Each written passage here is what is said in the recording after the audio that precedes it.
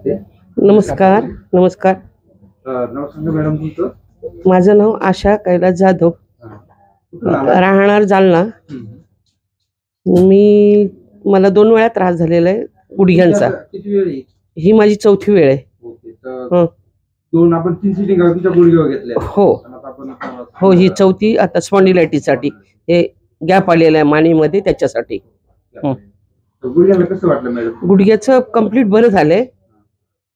आता आपण मानेला ट्रीटमेंट दिली, कसं वाटलं मान? हो, मानेचं एकदम मोकळं झालंय. हॉस्पिटल पण काम करत होता? हो, मी सिव्हिलला इंचार्ज सिस्टर म्हणून होते. थोडस काही पेशंटसाठी मार्गदर्शन सांगा थोडं, कसं वाटलं? मार्गदर्शन म्हणजे असं म्हणायचं मला, तुमचा अनुभव सांगा. हा, माझा अनुभव म्हणजे मला हा गुडघ्याचा त्रास होता. मी पुण्याला जाऊन दाखवून आले होते, तर त्यांनी ऑपरेशन सांगितलं. मला शुगर बीपी असल्यामुळे मी ऑपरेशन म्हणजे टाळते गुडघ्याचं. तर मग त्याच्यानंतर आम्ही इथे आलो. इथं आल्यावर आता ही 4थी वेळ, 3 वेळा गुडघ्याचं झालेलं आहे ट्रीटमेंट करून, आणि थेरपी, फिजिओथेरपी देऊन. ही नॅचरोपॅथी थेरपी आहे ना, खूप चांगली आहे. कॉम्बिनेशन थेरपी आहे ही.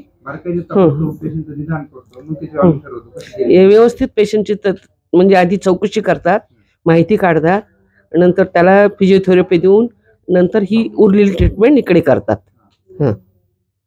इतर पेशंटसाठी काय सांगू शकता का? तुम्हाला कसं वाटलं? पेशंटसाठी मी हे सांगते की जालन्याच्या पेशंटसाठी काय सांगू इच्छिता? जालन्याच्या पेशंटसाठी हे सांगते मी की इथे येऊन थेरपी द्या, पुष्कळसा फरक पडतो. ऑपरेशन टाळलं जातं आणि व्यवस्थित ट्रीटमेंट दिली जाते. आणि थोडंसं म्हणजे याच्यात जे सांगितलेलं आहे त्यांनी की पथ्य आहे, ते पथ्य पाळलं तर व्यवस्थित होतं. नमस्कार सर. कसं वाटलं तुमच्या आईला? माझ्या आईला म्हणजे गुडघ्याचा त्रास जो होता, ते पूर्ण नी रिप्लेसमेंट सांगितली होती. तर मी आपला व्हिडिओ पाहिला होता. तुम्ही काय काम करता? मी पण नर्सच आहे. मी मेल नर्स म्हणून घाटीला, औरंगाबादला कामाला आहे. तर मी तो व्हिडिओ पाहिल्यानंतर मम्मीला सांगितलं. तर की म्हटलं 3 लाख 3.5 लाख रुपये घालून ते जे काही करणार आहेत आपण,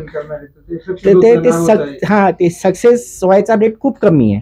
तर त्याच्यापेक्षा आपले ओरिजिनल गुडघे चांगले करून घेऊ, नॅचरोपॅथी, आयुर्वेदिक किंवा असं याच्यानी. तर मी तुमचा व्हिडिओ पाहिला म्हणून मम्मीला इथं आणलं.